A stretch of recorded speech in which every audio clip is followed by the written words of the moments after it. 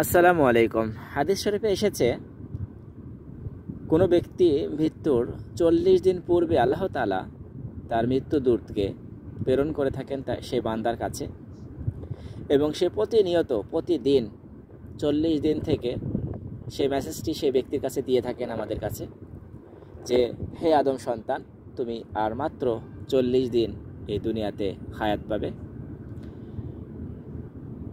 এবং তুমি আল্লাহ তাআলার কাছে তোমার জীবনের যত গুনাহ করেছ তা থেকে ক্ষমা চেয়ে নাও আল্লাহ তাআলার দরবারে।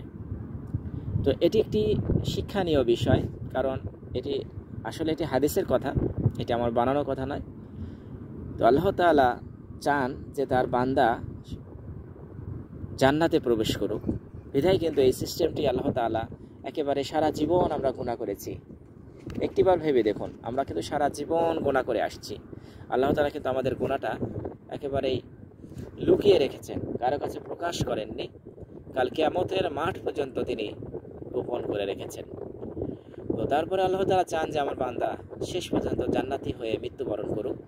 এই কারণে আল্লাহ তাআলা তার মৃত্যুদূতকে পাঠিয়ে থাকেন প্রতি 40 দিন, এমনভাবে পাঠিয়ে থাকেন এই 40টি দিনই প্রতিনিয়তই এই মেসেজটি দিতে থাকেন যে হে আদম সন্তান, তুমি মাত্র 40 দিন বাঁচবে। এরপরে যখন 39 দিন হয়ে যায় আবার আসে, বলে তুমি আর 39 দিন বাঁচবে। 38 দিনের দিনে আবার আসে, একদিন পরে তুমি আর 38 দিন বাঁচবে। প্রতিদিনই এই একই মেসেজ প্রতিটি মানুষকে দিয়ে থাকেন যে তুমি আল্লাহ তাআলার দরবারে ক্ষমা চেয়ে নাও, তোমার জীবনের যত গুনাহ করেছ সমস্ত গুনাহ তুমি আল্লাহ তাআলার কাছে, এখনও সময় আছে, তুমি ক্ষমা চেয়ে নাও। তো এটি আল্লাহ তাআলার পক্ষ থেকে একটি মেসেজ আমাদেরকে দেওয়া হয়। এই মেসেজটি পাওয়ার পরে অনেকেই দেখবেন আপনার মৃত্যুর পূর্বে অনেক সময় ভালো হয়ে যায় একেবারে, তার স্বভাব চরিত্র কথাবার্তা আচার আচরণ। প্রতিটি সন্তানদেরকে ডেকে বলে যে আমার সময় মনে হয় শেষ হয়ে গেছে, তোমরা যা কিছু আছে ভাগ বন্টন করে সুন্দরভাবে নিবে, এবং প্রতিটি বাচ্চা এবং সন্তানদেরকে ওসিয়ত করে যায় যে আমি এই জিনিসটি করতে পারলাম না, তোমরা পারলে করে দিও। এরকমভাবে কিন্তু সে বুঝতে পারে। এর কারণে প্রতিটি বান্দায় আল্লাহ তাআলার দরবারে শুকরগুজার করবো আমরা যে আল্লাহ তাআলা চান যে আমরা জান্নাতি হিসেবে মৃত্যুবরণ করি। এর কারণে এই একেবারেই শেষ মুহূর্ত পর্যন্ত আল্লাহ তাআলা আমাদেরকে সুযোগ দিয়ে থাকেন। এর জন্য অবশ্যই আল্লাহ তাআলার দরবারে আমরা বেশি বেশি করে শুকরিয়া আদায় করবো। আল্লাহ তাআলা যেন আমাদেরকে ক্ষমা করেন এবং মাপ চাইতে পারি আমরা আল্লাহ তাআলার দরবারে। মৃত্যুর পূর্ব পর্যন্ত আল্লাহ তাআলা আমাদেরকে সুযোগ দিয়েছেন নিজের গুনাহ মাফ করার জন্য।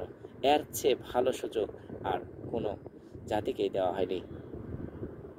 তো আল্লাহ তাআলা আমাদেরকে যখন সৃষ্টি করেছিলেন গর্বের সাথে করেছিলেন, ফেরেশতাদের সাথে বহুত কথোপকথনের পরে আল্লাহ তাআলা চ্যালেঞ্জ করে বলেছিলেন যে আমি যা জানি তোমরা তা জানো না। তো আমরা যেন আল্লাহ তাআলা সেই গর্বটা কাল কিয়ামতের মাঠে মাথা উঁচু করে দাঁড়াতে পারি, সেভাবে যেন আমরা মৃত্যুর পূর্ব মুহূর্ত পর্যন্ত আমাদের সুযোগ যেহেতু দেওয়া হয়েছে, আমরা অবশ্যই আল্লাহ তাআলার দরবারে বেশি বেশি করে ইস্তেগফার